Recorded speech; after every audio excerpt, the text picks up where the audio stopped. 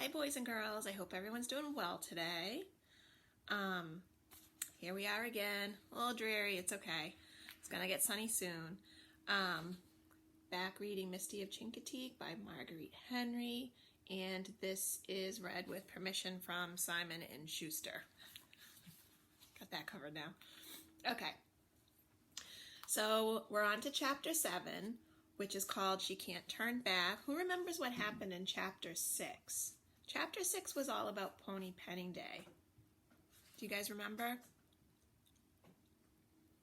Yeah, Paul got to go out with the other guys, the men, and they said, oh, there's a straggler back there. Go get the straggler. Was Paul happy? How was he feeling? He was actually a little upset. So he kind of, upset, ran off, and who did he discover the straggler was? Yeah, it was Phantom, right? And what was special about Phantom?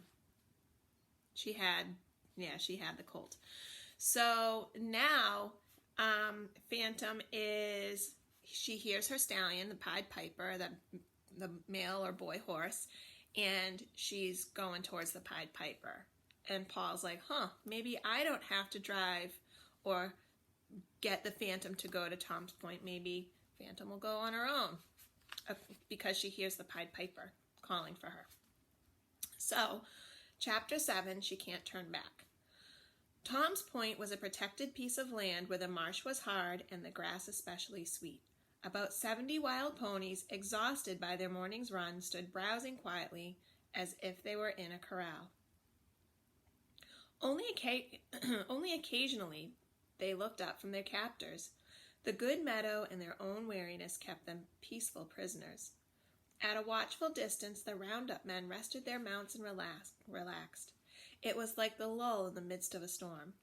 All was quiet on the surface, yet there was an undercurrent of tension. You could tell it in the narrowed eyes of the men, their subdued voices, and their too easy laughter. Suddenly, the laughter stilled. Mouths gaped in disbelief, eyes rounded. For a few seconds, no one spoke at all. Then a shout that was half wonder and half admiration went up from the men. Paul Beebe was bringing in the Phantom and a colt. There's Paul, there's the colt, and there's Phantom running. Even the wild, even the wild herds grew excited. As one horse, they stopped grazing. Every head jerked high to see and to smell the newcomers. The Pied Piper whirled out and gathered the mare and her colt into his band. He sniffed them all over as if to make sure that nothing had harmed them. Then he snorted at Phantom as much as to say, "You cause me more trouble than all the rest of my mares put together." The roundup men were swarming around Paul, buzzing with questions. "How'd you do it, Paul?" Wiley Maddox called over the excited hubbub. "Where'd you find him?" shouted Kim Horsepepper. Paul made no answer. The questions floated around and above him like voices in a dream. He went hot and cold by turns. Did he do the right thing by bringing the Phantom and her foal in? Miserably, he watched the Phantom's head droop. There was no wild sweep to her mane or her tail now. The free, wild thing was caught like a butterfly in a net. She was webbed in by men, yelling and laughing. "Beats all," he heard someone say. "For 2 years we've been trying to round up the Phantom, and along comes a spindling youngster to show us up." 'Twas the little colt that hindered her. Of course it was. It's the newest colt in the bunch. May not stand the swim. If we lose only one colt, it'll be a good day's work. Jumpin' Jupiter, but it's hot. The men accepted Paul as one of them now, a real roundup man. They were clapping him on the shoulder and offering him candy bars. Suddenly he remembered the bar Grandpa had pressed into his hand. He took off the wrapper and ate, not because he was hungry, but because he wanted to see one of the men. They were trying to get him to talk. "Ain't that a shaggy-looking bunch?" Kim Horsepepper asked. "Except for Misty," Paul said, pointing toward the Phantom's colt. "Her colt is silky." The mere thought of touching it sent shivers through him. Misty, he thought to himself wonderingly. Why, I've named her. So boys and girls, now you can see that Well, let me ask you, why is this book called Misty of Chincoteague? Because that's the name that Paul ended up giving Phantom's colt, was Misty. There you go. Misty, Phantom. The little foal was nursing greedily. Paul's eyes never strayed from the two of them. It was as if they might disappear into the mist of the morning, leaving only the sorrels and the bays and the blacks. Only once he looked out across the water. 2 lines of boats were forming a ponyway across the channel. He saw the cluster of people and the mounts waiting on the shores of Chincoteague, and he knew that somewhere among them was Maureen. It was like a relay race. Soon she would carry on. Could I swim my mount across the channel alongside the Phantom? Paul asked Wiley Maddox anxiously. Wiley shook his head. Watch Eyes is all tuckered out, he said. Besides, there's a kind of tradition in the way things is handled on pony petting day. There's mounted men for the roundup, and there's boatmen to herd 'em across the channel. So, boys and girls, we haven't talked too much about channels. I know I keep saying them in this book. Sorry. But basically, a channel is a body of water. It's a passage of water that's between 2 pieces of land. Different than a river. A river, is long and originates from the mountains, but a channel is more that body that kind of goes from usually ocean on either end, and then land, and it's that passage in the middle. Tide's out, he called in clipped tones. Current is slack. Time for the ponies to be swimmed across. Let's go. Current is slack means that it's in between the tide's out. Current is slack. There's not going to be much pulling of the tides. I don't know if you guys have ever been to the beach. You go in the water and sometimes you're like, ooh, you could feel kind of the ocean pulling you in a little bit, the undertow. Not happening right now. Perfect time for ponies to swim. Suddenly, the beach was commotion. From 3 sides, the roundup men came rushing at the ponies, their hoarse cries whipping the animals into action. They plunged into the water, the stallions leading, the mares following, neighing encouragement to their colts. They're off, shouted Wiley Maddox, and everyone felt the relief and triumph in his words. Kim thumped Paul in the back as they boarded the scow for the ride back. Don't fret about your prize, he said brusquely. We've got the Phantom sure this time. Once in the water, she can't turn back. But he was wrong.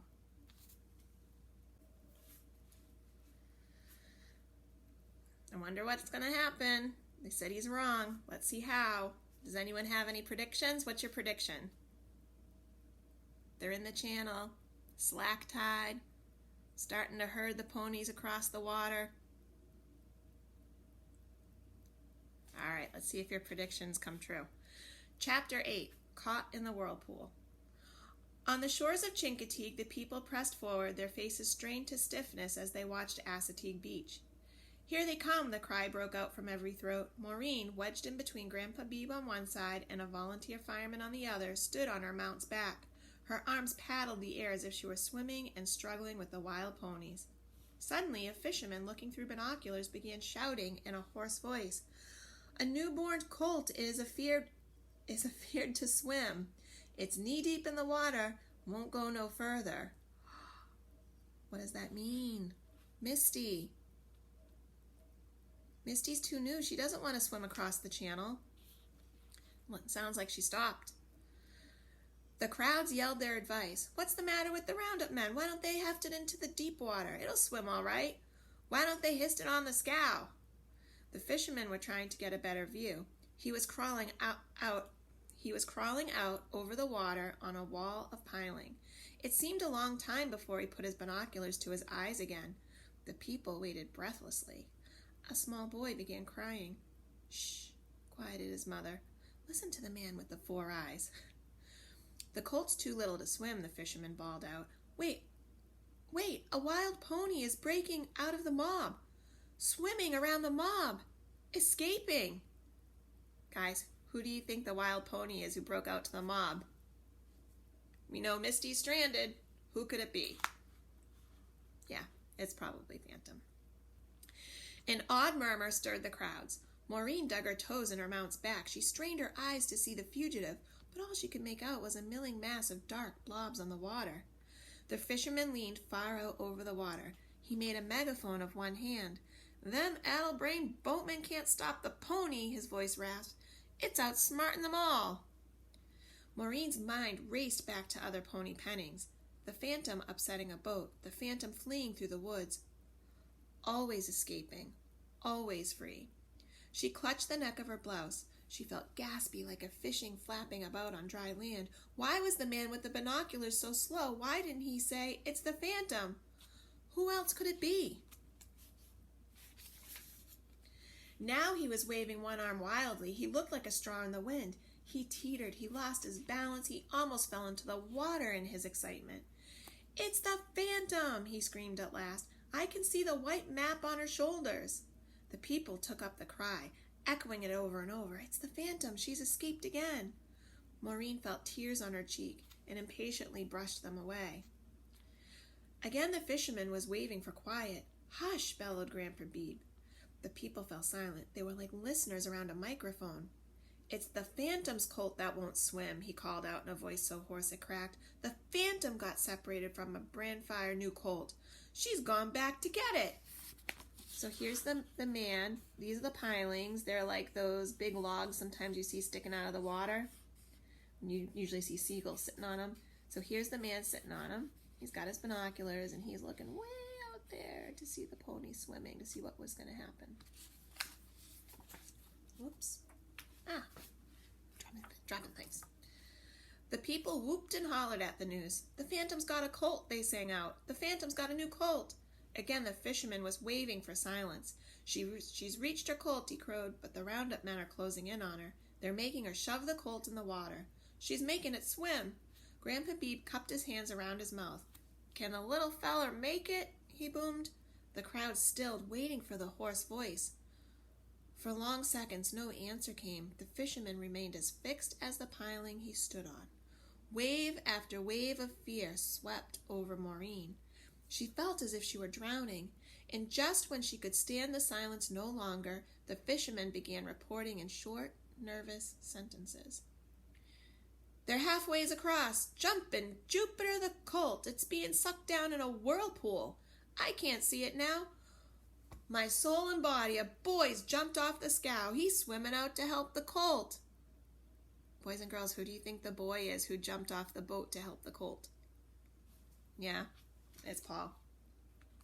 The onlookers did not need the fisherman with the binoculars anymore. They could see for themselves. A boy swimming against the current. A boy holding a colt's head above the swirling water. So the colt hit a part where the water's swirling around and around and around and around. And Paul's got the little head and he's holding it up so the colt can still get her air. Maureen gulped great lungfuls of air. "It's Paul," she screamed. "It's Paul." And on all sides, the shouts went up. "Why, it's Paul." So here's the horses. So here's the boat back there, the scow. And then here's all the horses swimming across the channel. Who knew horses could swim, right? And let's see, it looks like this is Paul right here, holding Misty's head above the water. It's kind of cool, right? Paul Beebe! Grandpa leaped up on his mount's back as nimbly as a boy. He stood with his arms upraised, his fists clenched. "God help ye, Paul!" His words carried over the water. "You're almost home." Grandpa's voice was as strong as a tow rope. Paul was swimming steadily toward it, holding the small silver face of the colt above the water. He was almost there. He was there. Maureen slid down from her mount, clutching a handful of mane. "You made it, Paul, you made it," she cried. The air was wild with whinnies and snorts as the ponies touched the hard sand, then scrambled up the shore, their wet bodies gleaming in the sun. Paul half carried the little colt up the steep bank, then suddenly it found its own legs.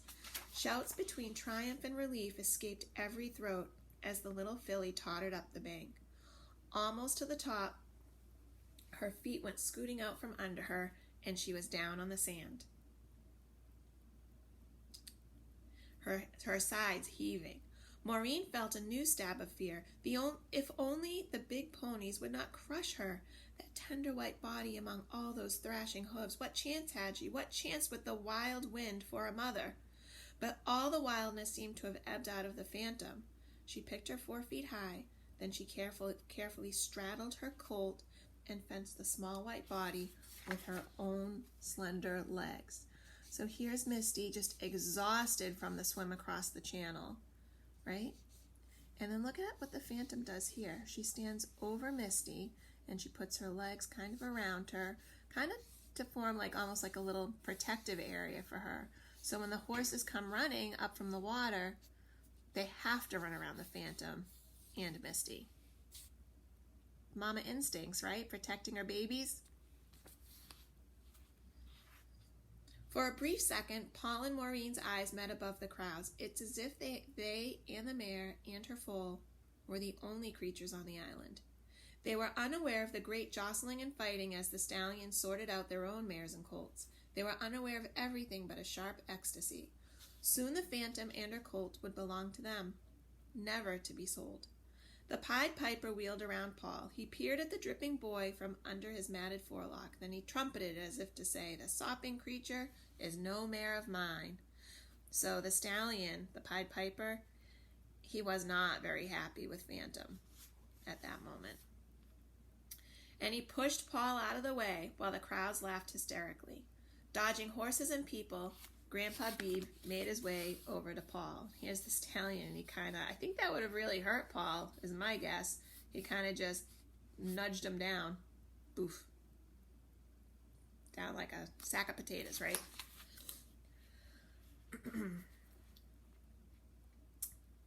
"Paul, boy," Grandpa said, his voice unsteady, "I swim the whole way with you.